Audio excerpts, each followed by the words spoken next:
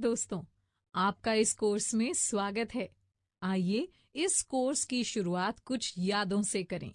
वे यादें जो हमारी कक्षाओं और उनमें पढ़ने वाले नन्हे बच्चों से जुड़ी हैं। दोस्तों, हम शिक्षकों का रिश्ता बच्चों और कक्षा से बहुत गहरा होता है। हम शिक्षक हर रोज नन्हे बच्चों के साथ एक लंबा समय बिताते हैं, जिसके दौरान न जाने कब हम बच्चों की जिंदगी का एक खास हिस्सा बन जाते हैं और बच्चे हमारी जिंदगियों का, है ना? ऐसे में हम शिक्षक अक्सर कक्षा में न रहकर भी कक्षा और बच्चों के बारे में सोचते रहते हैं और कभी न कभी तो चाहकर भी हम अपनी सोच पर लगाम नहीं कस पाते। लेकिन क्या कक्षा के बारे में सोचना ही काफी है? या फिर हम अपनी कभी न खत्म होने वाली सोच को एक दिशा दे सकते हैं ताकि हम इसे अपनी और बच्चों की बेहतरी के लिए इस्तेमाल कर सकें? जी हाँ, आपने बिल्कुल ठीक सुना। अगर हम अपनी सोच को सही दिशा दें और पूरी तरह अपनी इस योग्यता का इस्तेमाल करें, तो हम इससे अपने आप में और अपनी कक्षा के बच्चों में सकारात्मक बदलाव ला सकते हैं। और एक मजेदार बात बताऊं दोस्तों, चिंतन करना हमारी सोच को सही दिशा देने में हमारी मदद कर सकता है। लेकिन अब शायद आप सोच रहे होंगे कि चिंतन आखिर है क्या? क्या ये सोचने और चिंता करने से अलग है? या हम चिंतन क्यों करें? ये चिंतन करना हम शिक्षकों की मदद कैसे कर सकता है? चलिए, इन सवालों में मैं कुछ और सवाल जोड़ देती हूँ। जैसे, क्या चिंतन हमारे विचारों को व्यवस्थित करने में मदद कर सकता है? हम चिंतन की मदद से कैसे अपनी शिक्षण तकनीकों में बदलाव ला सकते हैं? और चिंतन करने में किस तरह के एजुकेशनल टूल्स या शैक्षिक उपकरण हमारी मदद कर सकते हैं? दोस्तों, इन सभी प्रश्नों के उत्तर हम इस कोर्स के अलग-अलग भागों में टटोलने की कोशिश करेंगे और साथ ही आइए एक दूसरे से वादा करें कि इस दौरान हम अपने चिंतन करने के कौशल के विकास पर भी ध्यान देंगे। अरे दोस्तों, कोर्स के बारे में बताते-बताते मैं आपको अपने बारे में बताना तो भूल ही गई। दोस्तों, मेरा नाम सौम्या है। मैं एक शिक्षक हूँ और प्राइमरी कक्षाओं को पढ़ाती हूँ। दोस्तों, अभी कुछ ही देर पहले हमने चिंतन से जुड़े कुछ जरूरी सवालों के बारे में चर्चा की थी। आइए इनमें से पहला सवाल यानी चिंतन क्या है को इस भाग में जानने की कोशिश करें। इसके लिए आइए सबसे पहले हम अपने अनुभवों के उस पिटारे को खोलें जिसमें हमने अपनी रोजमर्रा की जिंदगी से बहुत से अनुभव इकट्ठे किए हैं। चलिए, इसकी शुरुआत मैं अपने एक मजेदार अनुभव से कर सकती हूँ। हो सकता है इसे सुनकर आप थोड़ा मुस्कुरा दें। कल मेरे पड़ोसी श्रीमान अपरिचित जब घर से बाहर निकले तो सड़क पर खड़े सभी लोग उन्हें देखकर हंसने लगे। और हंसते भी क्यों ना, उनकी आधी मूंछें जो गायब थीं। शायद उनके साथ किसी ने कोई शरारत की थी। क्या आपको ये वाकया सुनकर अपनी जिंदगी से जुड़ा कोई अनुभव याद आया? क्या आपके साथ भी कभी ऐसा हुआ है कि आप दो अलग अलग तरह की चप्पलें पहनकर घर के बाहर निकले हों? आपके दूध के गिलास का निशान काफी देर तक या आपकी बिंदी काफी देर तक आपके माथे से कोसों दूर कहीं गालों पर लगी रह गई हो और लोग इस पर नजर पड़ने पर मंद मंद मुस्कुराए हों। हाँ हाँ, भाई सच बताऊं तो मेरे और मेरे साथियों के साथ तो ऐसा कई बार हुआ है। और ऐसे में मैं कितनी ही बार सोचती हूँ कि काश मैं एक बार मुड़कर घर से निकलने से पहले अपने आप को आईने में देख लेती तो शायद मैं अपना हुलिया सुधार पाती। दोस्तों, ऐसी ही कुछ मजेदार गलतियां कक्षा में भी तो होती होंगी, लेकिन कक्षा के अनुभवों में कैसे सुधार लाया जाए? कक्षा में क्या सही है और क्या गलत, ये कौन बताएगा? कक्षा में तो कोई आईना नहीं लगा हम शिक्षकों के लिए। फिर कैसे हम मुड़कर देखें और सीखें अपने ही अनुभवों से? ओहो, माफ करना दोस्तों, मैं तो अपने ही ख्यालों में खो गई। असल में दोस्तों, मुझे लगता है जैसे आईने में झांक कर हम अपने शरीर को देखकर उसे बेहतर बनाने की कोशिश करते हैं, चिंतन करना भी कुछ ऐसा ही है। चिंतन मेरे लिए एक ऐसे आईने की तरह है जिसमें झांक कर मैं अपनी कक्षाओं में हुई प्रक्रियाओं, अपने व्यवहार, बच्चों के व्यवहार वगैरह के बारे में बेहतर ढंग से सोच पाती हूँ। इसलिए चिंतन मेरे लिए बहुत खास मायने रखता है और इसीलिए मैं आप सभी के साथ चिंतन के मायने जानने के लिए इस सफर पर निकली हूँ। मेरे एक शिक्षक मित्र हैं, सजल जी। ये भी हमारे ही स्कूल में पढ़ाते हैं। जब मैंने इनसे पूछा कि इनके अनुसार चिंतन क्या है, तो इन्होंने जवाब दिया कि चिंतन मतलब चिंता करना। इनका जवाब सुनकर मुझे बड़ी हैरानी हुई। आइए इन्हीं से जानें कि इन्हें ऐसा क्यों लगता है। सौम्या जी, अब आप ही सोचिए, स्कूल की छुट्टी होने के बाद घर जाकर भी ये चिंतन करते रहना कि कहीं मैंने बच्चों को ठीक से पाठ पढ़ाया या नहीं, बच्चों को पाठ समझ आया या नहीं, वगैरह वगैरह।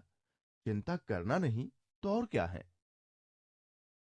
सजल जी, अगर मैं आपकी बात ठीक तरीके से समझ रही हूं, तो आपके लिए चिंतन और चिंता एक है और इन दोनों का मतलब कक्षा में आपको या बच्चों को जो परेशानियां आईं, उनसे जुड़ी यादों को अपने दिमाग में दोहराना है। और ये परेशानियां अलग अलग तरह की हो सकती हैं, जैसे बच्चों को कोई पाठ समझ में न आना या बच्चों का आपकी बात न सुनना वगैरह। जी हाँ, मुझे तो यही लगता है। चिंतन मतलब चिंता। जितना कक्षा की समस्याओं के बारे में सोचोगे, उतना ही सिरदर्द। सजल जी, आइए अपने दर्शकों से पूछें कि उनके अनुसार चिंतन का क्या अर्थ है। वे चिंतन को कैसे देखते हैं? दर्शकों, आपकी स्क्रीन पर कुछ शब्द दिए गए हैं। इनमें से उन शब्दों पर क्लिक कीजिए जो आपको लगता है चिंतन शब्द से जुड़े हैं।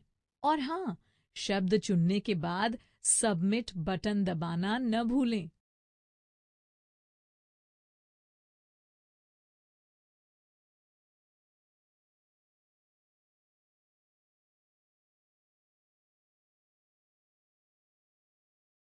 आशा है इस खेल ने आपको चिंतन के विभिन्न पहलुओं के बारे में सोचने का मौका दिया होगा। हम अक्सर अपनी असल जिंदगी में चिंतन को इन्हीं शब्दों से जोड़कर देखते हैं। आइए इन शब्दों का संबंध चिंतन से क्या है, ये जानने की कोशिश करें। दोस्तों, क्या आपने कभी बच्चों के व्यवहार पर गौर किया है? शायद आपने देखा हो कि अगर वे कभी गर्म चाय के प्याले को छू लें, तो वे ये गलती दोहराते नहीं। दोस्तों, हम इंसान असल में अपने अनुभवों से सीखते हैं और अनुभवों से मिली सीख को संजोकर रखते हैं। यानी किसी अनुभव पर चिंतन करना और उससे कुछ सीख लेना हमारे व्यवहार का एक हिस्सा है। इसलिए अगर आपने विकल्प स्वाभाविक व्यवहार और किसी अनुभव से मिली सीख को याद रख पाने की योग्यता पर क्लिक किया था, तो आप बिल्कुल ठीक सोच रहे थे। लेकिन चिंतन करने के दौरान हम दिमागी तौर पर क्या कर रहे होते हैं?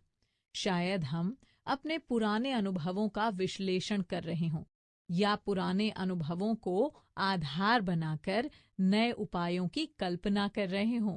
असल में आगे आने वाले भागों में हम जानेंगे कि विश्लेषण करना या कल्पना करना कैसे चिंतन से जुड़ा हुआ है।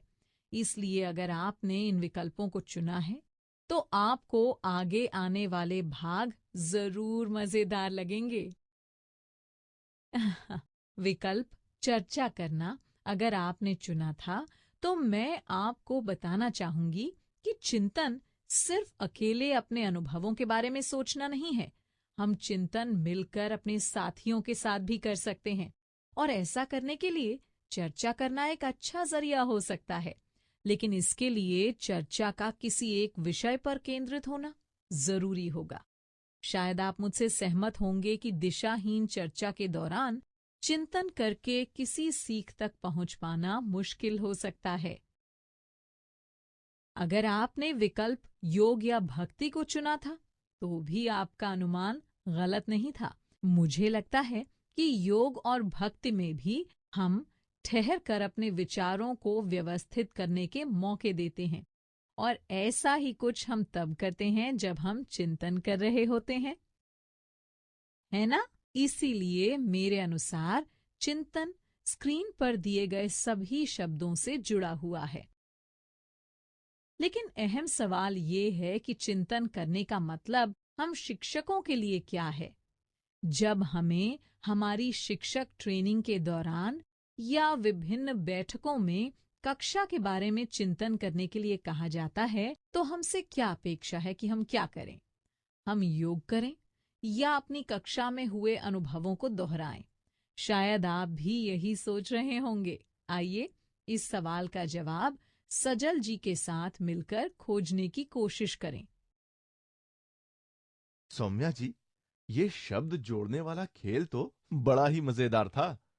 इस खेल को खेलने के बाद अब मैं चिंतन शब्द को अलग अलग नजरियों से देख पा रहा हूं। ये खेल खेलने के बाद मैं सोचता हूं कि चिंतन का मतलब सिर्फ चिंता करना तो नहीं है। आपसे चर्चा करने के बाद चिंता करने के बारे में मैंने कुछ शोध पढ़े और पाया कि चिंता करते समय हम अपनी तर्क बुद्धि का इस्तेमाल नहीं कर पाते, क्योंकि हमारी भावनाएं हम पर हावी हो जाती हैं। इसलिए हो सकता है कि चिंता करते समय हम सिर्फ अपने पुराने अनुभवों से जुड़े दुख देने वाली भावनाओं को अपने दिमाग में दोहराते रहें, जबकि चिंतन करने का उद्देश्य ही यह है कि हम अपने अनुभवों का विश्लेषण कर पाएं। और यह तभी हो सकता है जब हम अपनी तार्किक क्षमता का इस्तेमाल करें और अपनी भावनाओं को अपने ऊपर हावी ना होने दें। सजल जी, मैं आपकी बात से बिल्कुल सहमत हूँ। 2002 में शिक्षाविद रॉजर ने कहा कि चिंतन एक समझ बनाने की प्रक्रिया है, जिसके दौरान हम अपने अनुभवों से और गहरा उतरकर कोई सीख हासिल कर पाते हैं या किसी निर्णय तक पहुंच पाते हैं। समझ बनाने की प्रक्रिया के दौरान हम एक अनुभव को अपने दूसरे अनुभवों और विचारों से जोड़ते हैं। इसलिए सजल जी, मुझे लगता है कि चिंतन करने के दौरान हम अपने अनुभवों पर विचार करके उनसे कुछ सीख पाते हैं। लेकिन सौम्या जी, मुझे एक बात बताइए।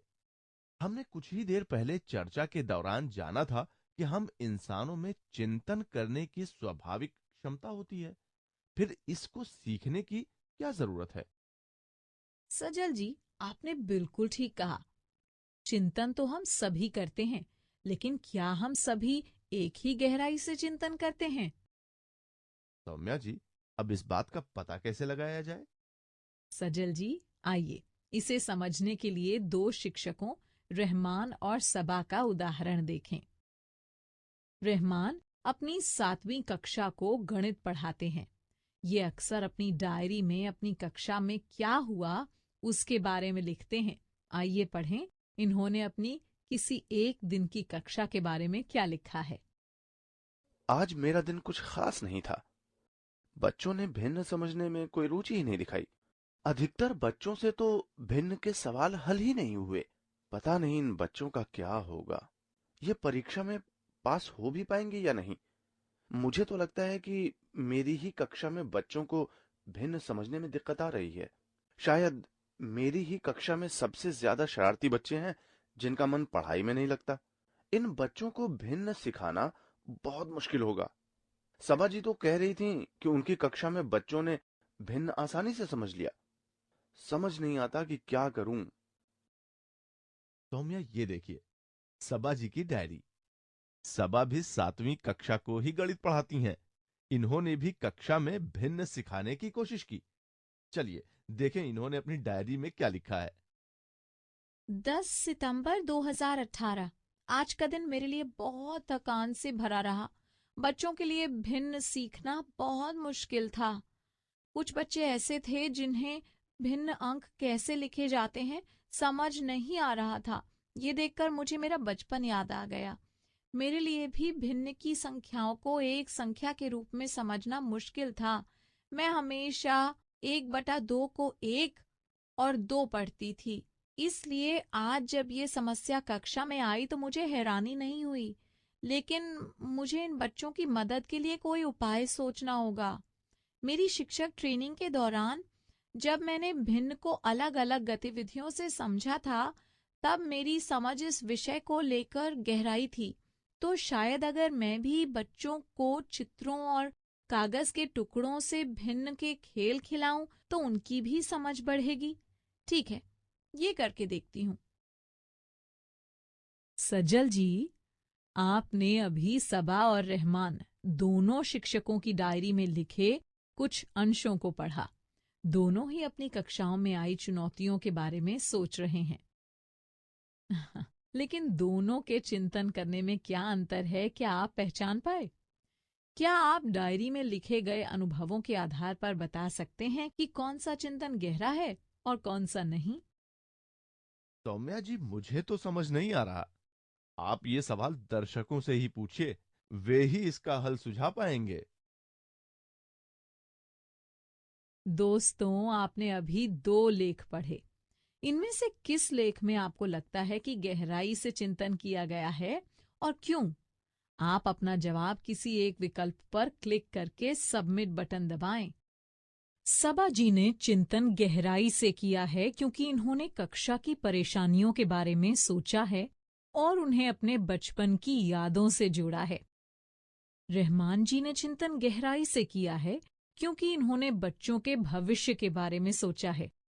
सबा जी ने चिंतन गहराई से किया है क्योंकि इन्होंने सिर्फ अपने अनुभव के बारे में ही विचार नहीं किया, बल्कि उससे आगे बढ़कर किसी नतीजे तक पहुंचने की कोशिश की। रहमान जी ने चिंतन गहराई से किया है क्योंकि इन्होंने अपनी सभी समस्याओं के बारे में लिखा है।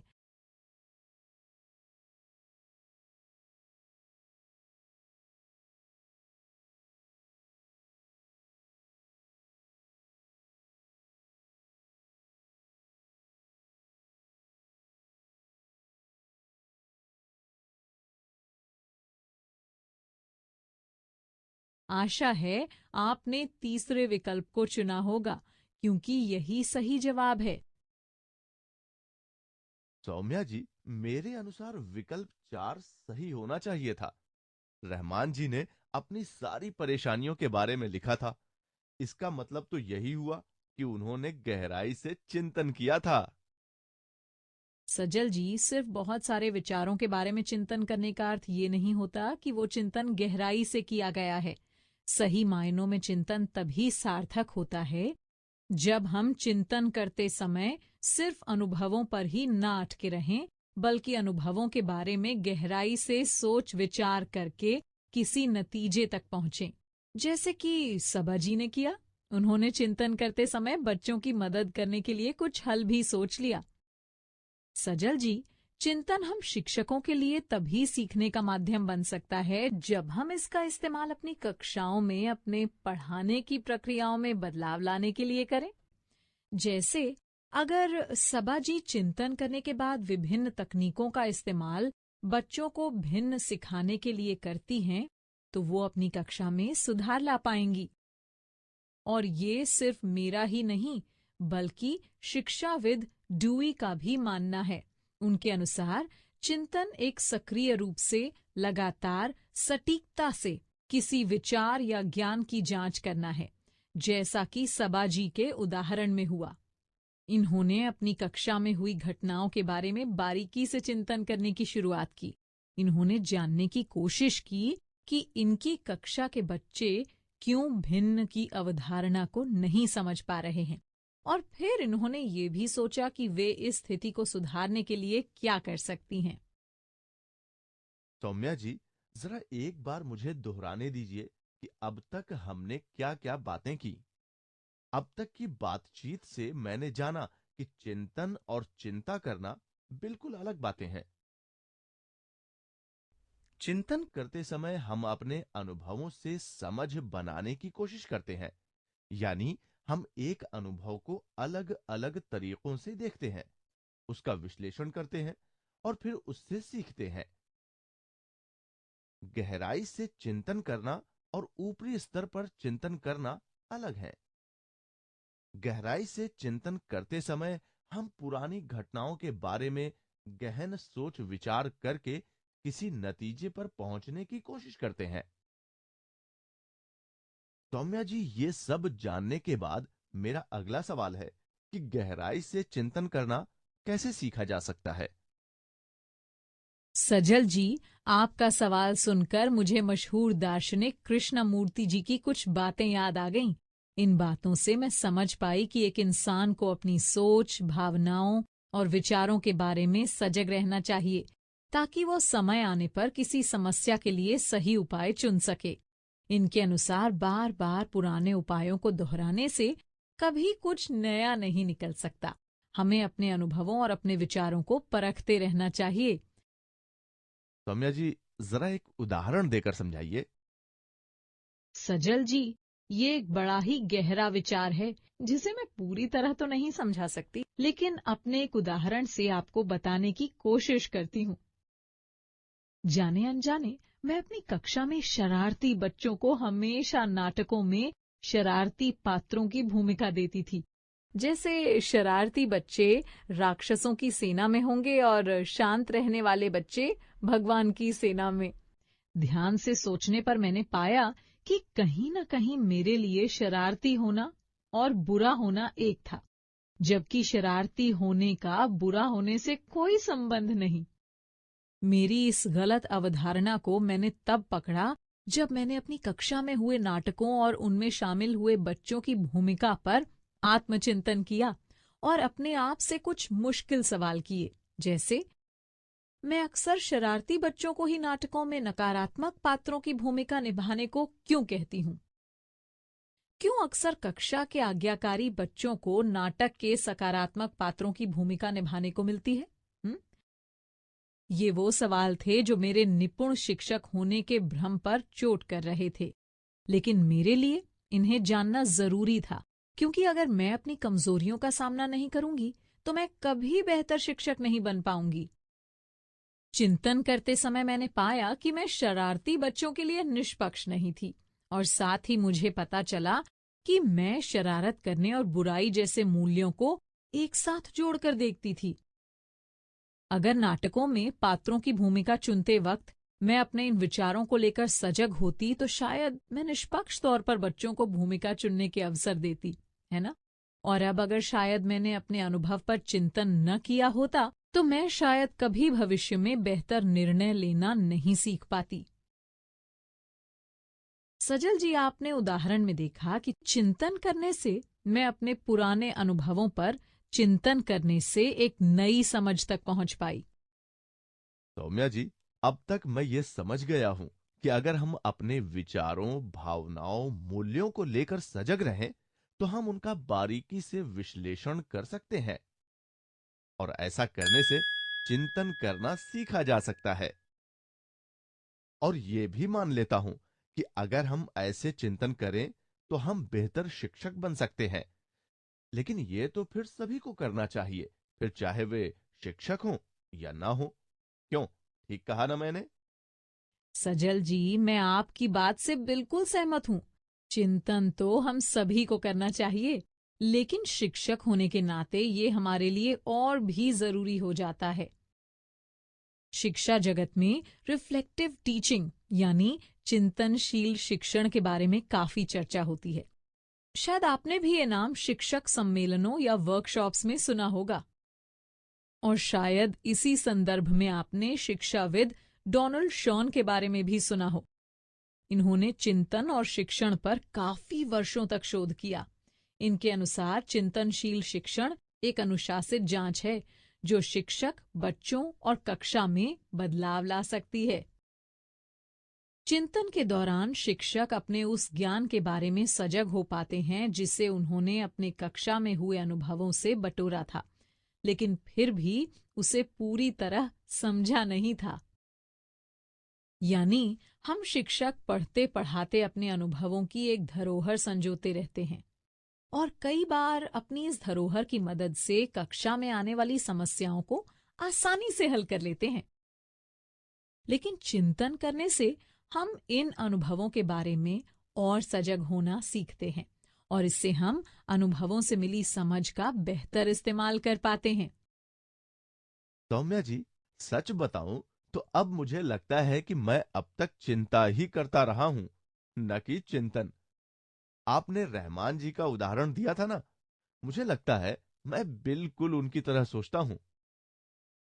और जाहिर सी बात है कि कक्षा के बारे में सोचते समय परेशानियां पहले याद आती हैं, न कि कोई नई सोच।